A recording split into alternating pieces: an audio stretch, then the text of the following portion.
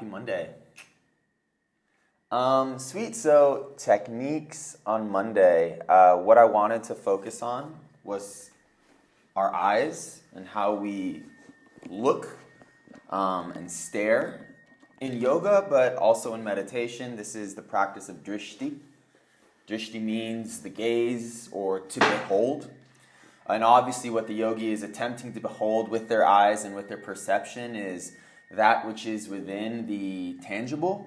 They're trying to see the divine, see the spirit, hidden in flesh, hidden in matter. They're trying to see Purusha in Sanskrit, consciousness, hidden in, the realm of physicality, of Prakriti or nature. Okay, so a couple things to discuss. There's a great and ancient book called the Bhairav Tantra. Bhairav is an aspect of Lord Shiva. Right? Lord Shiva is one of the main triune gods of Hinduism. So you have the god of creation, the god of preservation, and then the god of destruction. Lord Shiva is the god of destruction. What's intriguing about Shiva is that he is also the Lord of yoga, and he is believed to be a real person, right? Very much like Jesus, except way older. And in this, I feel he is sort of a symbol that an individual human being can ascend to the realms of not just all Hindu gods, but ascend into the power of the main Hindu gods, right? Lord Shiva, Lord of yoga, but also, again, in the ranks of Vishnu and Brahma.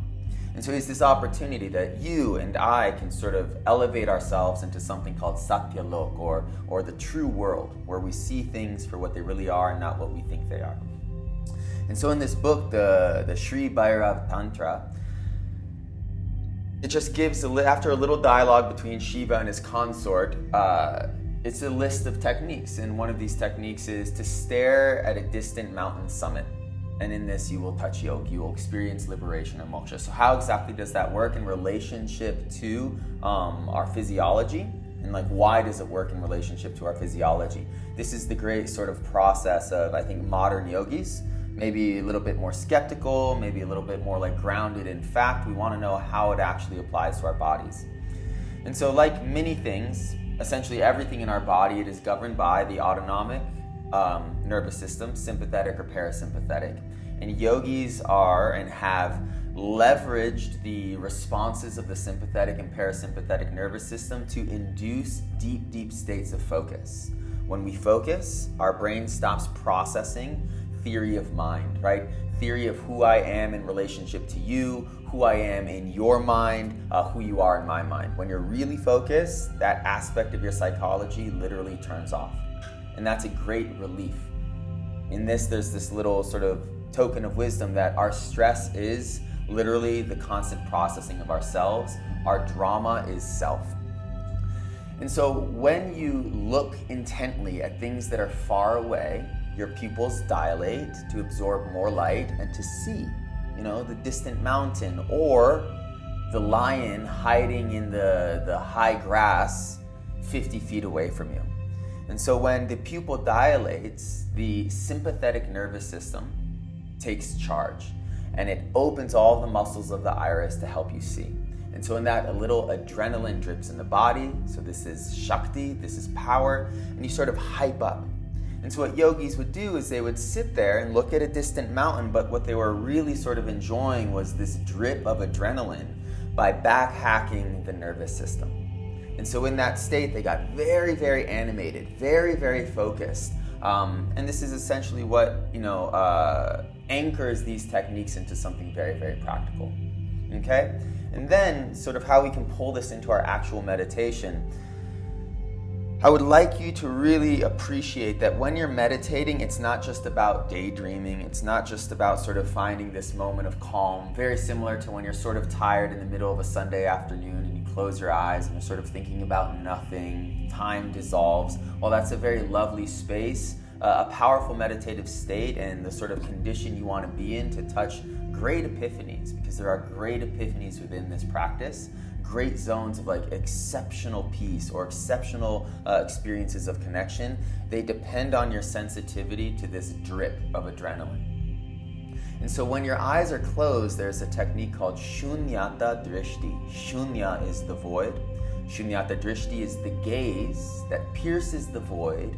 And of course, Drishti is a beholding, beholds the light, beholds the soul inside darkness. Okay? And so what we're going to do today is you're going to keep your eyes open and try to look at something very, very, very far away and feel that subtle sense of adrenaline, right? That waking up. And appreciate what you're interacting with is the sympathetic nervous system. In Sanskrit, this would be, think Pingala. So Pingala is the masculine energy channel. I might be wrong, it might be Ida, but I think it's Pingala. Regardless, it's your sympathetic nervous system. And so it's not about what you're seeing, it's about feeling the physiological effect of wakefulness and alertness. And getting really sensitive to that sensation's correlation to your eyes and how you're seeing things. Even when you're in yoga poses and the teacher is holding you for too long, and instead of getting wrapped up in your head, wrapped up in thoughts, wrapped up in theory of mind, am I weak? Am I strong? Is this teacher, too much, not sensitive? The drama ensues. Drishti, you look, and all of a sudden you're pulled back into a sense of power. So we're going to look with our eyes open to get a sense of that experience, and then we're going to close our eyes, we're going to look into the darkness, and really register that when you pierce that darkness with your vision, again, it alerts you, it pulls you into a sense of presence and power, and then you just stay there doing the same techniques that you know with with the addition of Shunyata Drishti, and then you just hold it all together. Okay, cool. So another technique to add to this sort of pyramid of strategies to touch non-self, to touch Rahita, or the empty mind, right? The delicacy of delicacies, as EQ, the notorious drunk Zen monk, puts it. Okay, here we go. So wrists on knees, hips tilt forward, nice tall spine.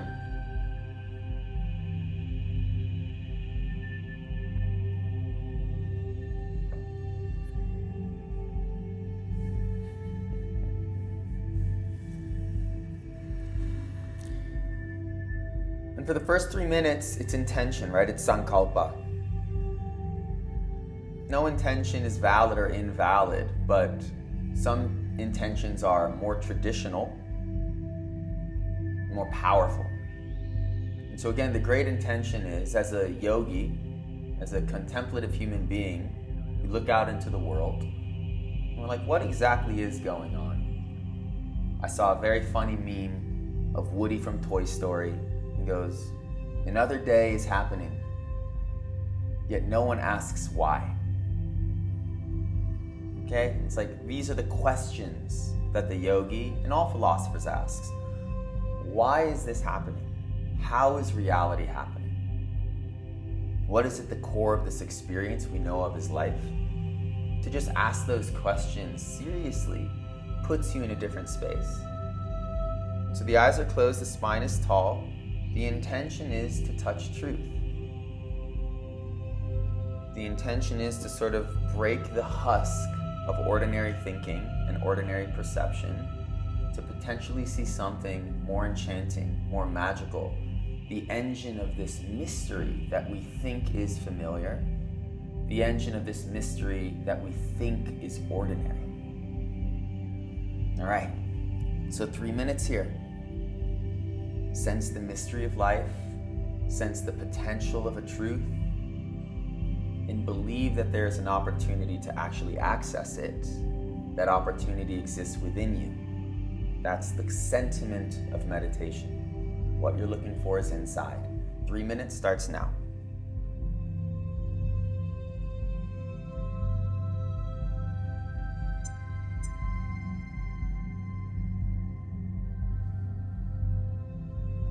Life is mystery. Life is not ordinary. It is bizarre and exceptional, unfathomable.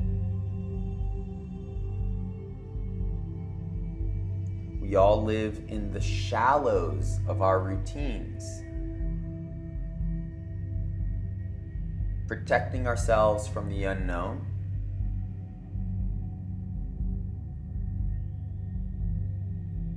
by keeping our minds in the structures that we're used to.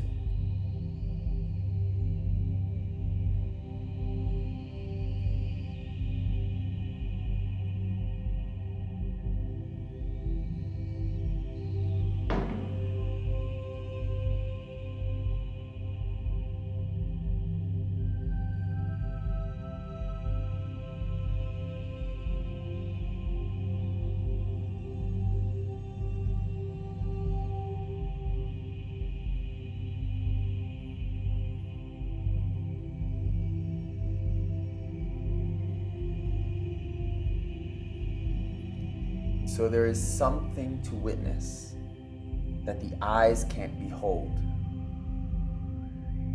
There is something to hear that the ears can't catch. There's something to feel that our skin can't touch.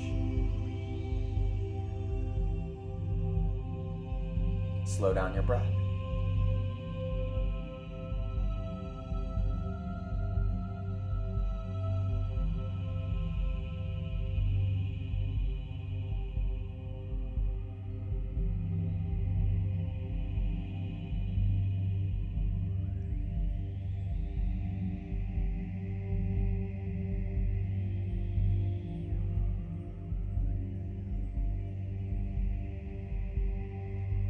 Understanding how these ancient and cryptic mystical techniques apply to our physical bodies helps the modern practitioner give everything to these very often nuanced and extremely subtle efforts.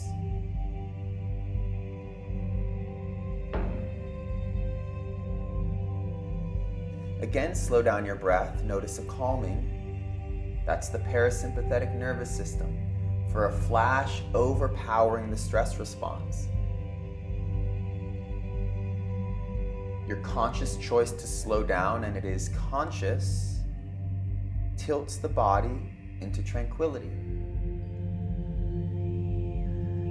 And while every human being knows this and works with this in some respect, consciously or instinctually, a yogi leverages that to create a sense of stability in their practice. Drishti, a spiritual gaze that permits a beholding of the invisible. So right now it's all physical. With your next inhale, open your eyes and look at something very, very far away. If you're in a room, if you're in your home, look at something as far away as you can, a speck on the wall. Attempt to see detail.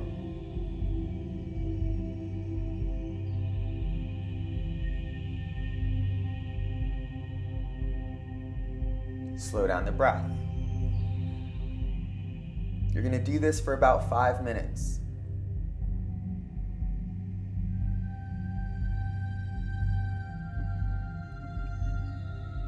And so yogis leverage the mind, they leverage sorts of thoughts to also facilitate autonomic nervous system responses. If you imagine a tiger in the bush looking at a deer 50 yards away, the adrenaline building. You imagine the deer spotting the tiger 50 yards away, everyone's pupils are opening, the adrenaline building. You imagine a prize fighter staring at the opponent on the other side of the ring, the adrenaline building. So whatever you're looking at, use vikalpa, use the imagination to concoct a scenario that exaggerates the physical response. 5 minutes here.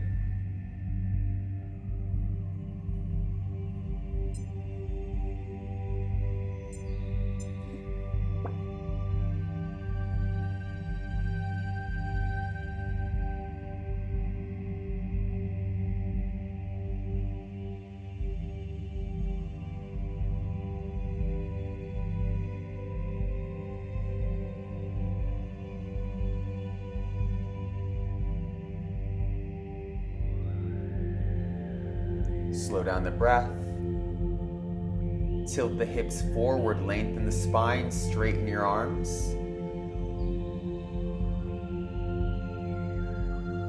And stare at whatever you're looking at with the intention of that tiger,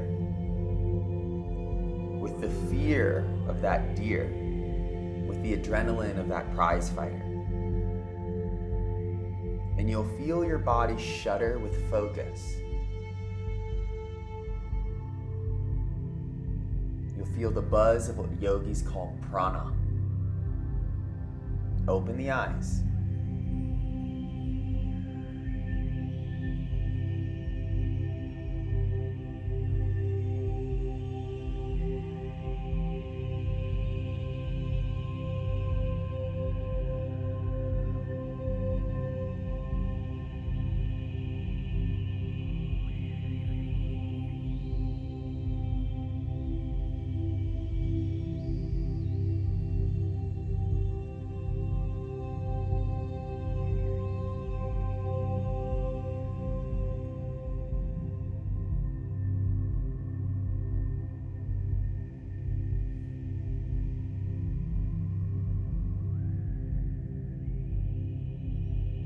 Open the eyes.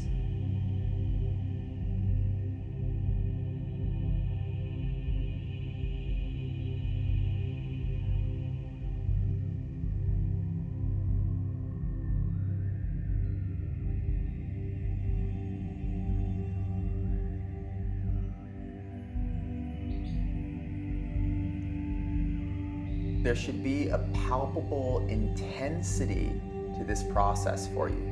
If that's not the case, you need to look harder. You need to play more openly. Be the tiger, be the deer.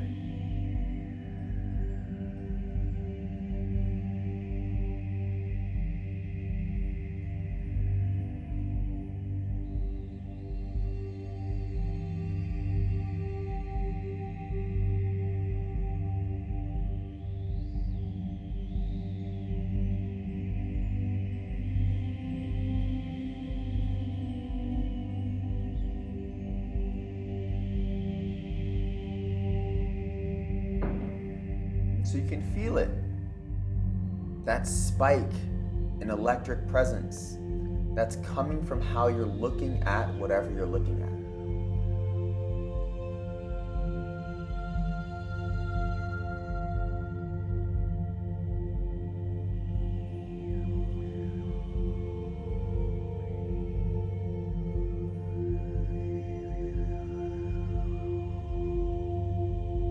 Open your eyes wider.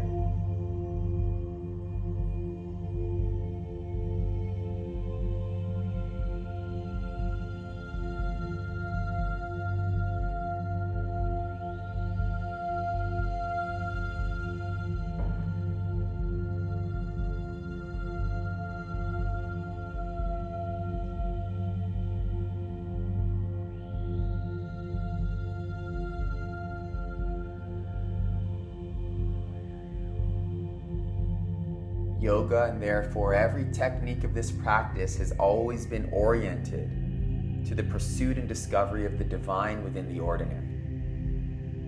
And so as you work with Drishti today, it's as if you're literally saying, if I look hard enough at this thing, I will see its soul. And for those that pierced that veil and saw its soul, they expressed, everything is a mirror. When I see past it, what I find is myself. Open the eyes more. Tiger in the bush.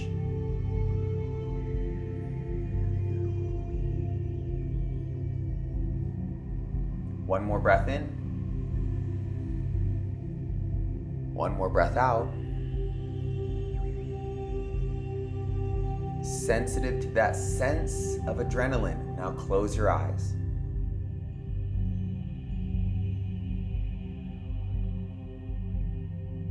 Again, hips tilt forward, lengthen the spine, straighten your arms. Perfect stillness and symmetry. Deep, steady breaths. Accelerate the inhale ever so slightly. And now look into the blackness of your closed eyes. It might feel awkward at first, like you're cross-eyed, you don't know where to look, but keep exploring and you'll find something comfortable in that black. Now look into that darkness the same way you were looking at whatever you were staring at when your eyes were open. Feel the same adrenaline drip. Feel the sympathetic nervous system, Pingala, fire, and feel how it awakens you.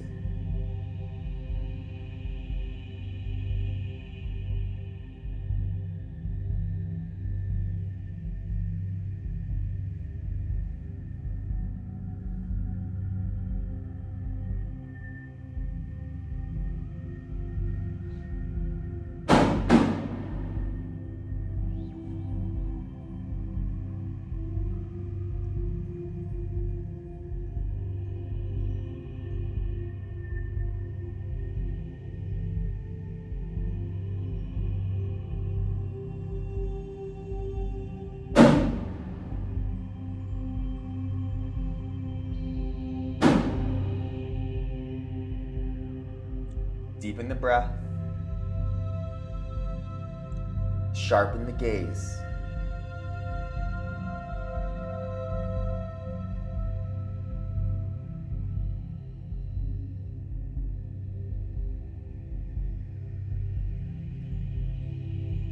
Notice you might be expecting something. With natural impatience. You might be expecting to see that thing hidden in Prakriti, hidden in nature, hidden in sensory experience. That comes when it comes. Right now, you're staring into the darkness of your closed eyes to stare into the darkness of your closed eyes. You're sitting still to be still. You're playing with the nervous system indirectly to play with the nervous system indirectly.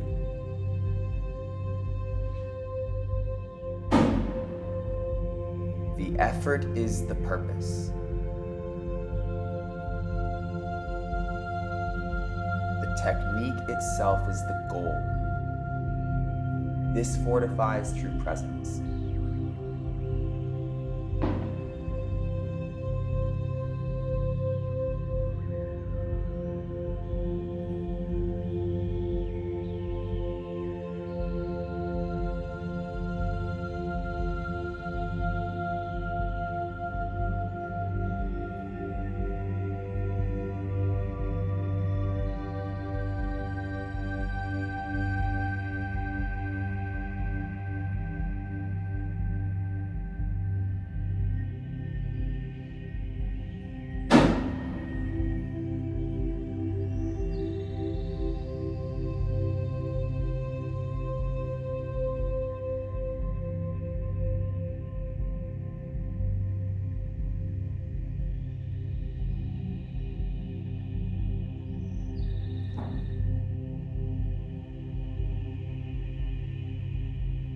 Look with intensity.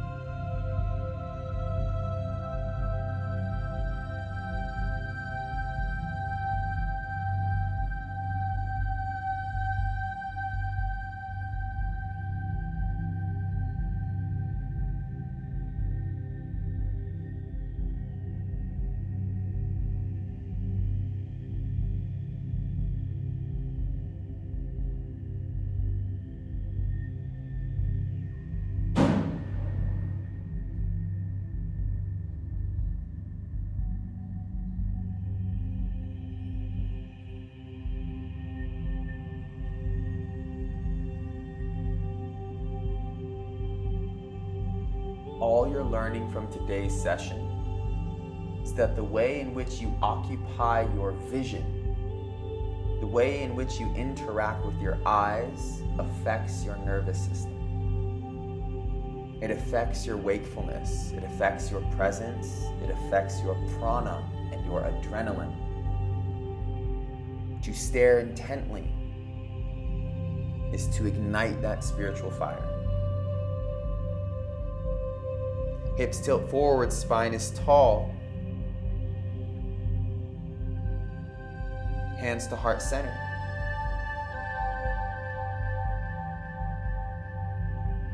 And now contemplation.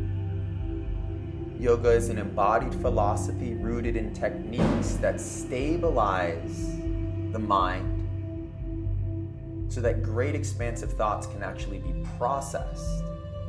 Aham, you exist. Peaceful or stressed, you exist. Feel that.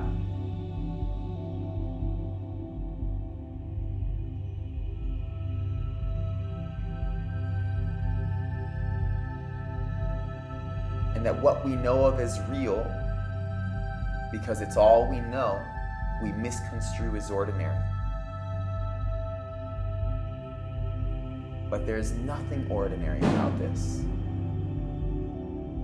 Sense the wonder of existence, especially your existence, your position in this great dream.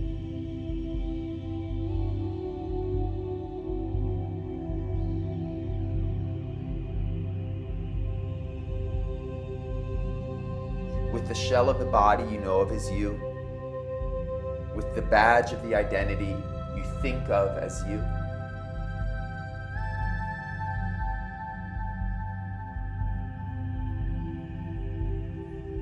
thumb knuckles to third eye center. What is at the core of this expression I identify as me?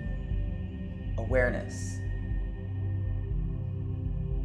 What is the stable anchor in a reality that only changes? Philosophically, experientially, it is awareness. Just notice you are aware that you are aware, and that you don't do anything to generate your awareness, and that your awareness doesn't change. What changes is what it beholds. Vivek, that ability to discriminate between the awareness and the object of awareness, is an enormous spiritual power. Feel your awareness. That is the soul to yogis. Atma.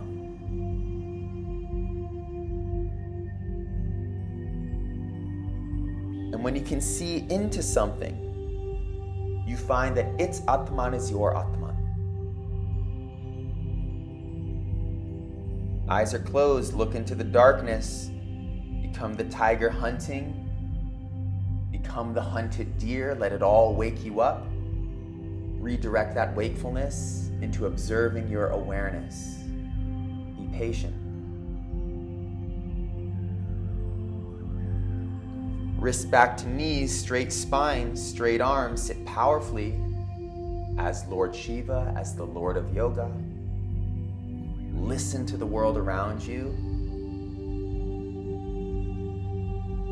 and just hear it as the play of reality, the play of Prakriti, the play of birth and death, the play of soft matter and hard matter, the play of elements.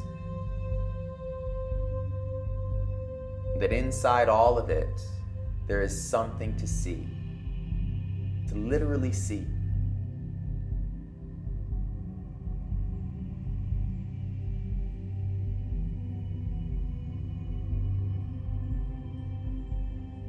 Last little bit, using vikalpa, using imagination. Sit as a little Buddha. And as you inhale, open your eyes immediately into Drishti. Stare at that same point. Playing the spiritual practitioner, the adept. And smirk into the disguise of Brahman, the disguise of reality, veiling its true essence. In this wall I see soul. in that horizon, I see heaven.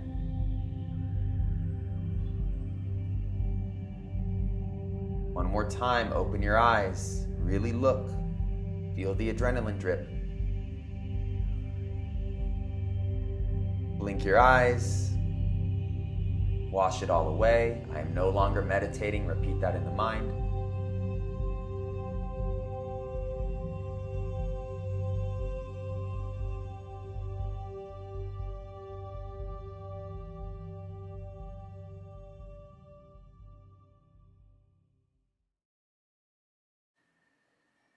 Okay, good work everyone.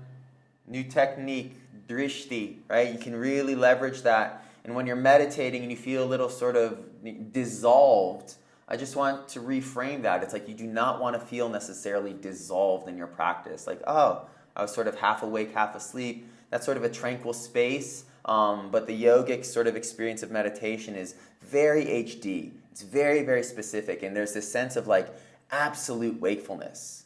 So awake that you're awake to everything around you. Okay, so that sense of presence, you can control that with every technique we learn, but now you have this other drishti. And eventually you're going to learn that all of these techniques, as you become more familiar and gain a sense of agency, that they all just sort of fit into each other perfectly, creating this very sort of organic process over time.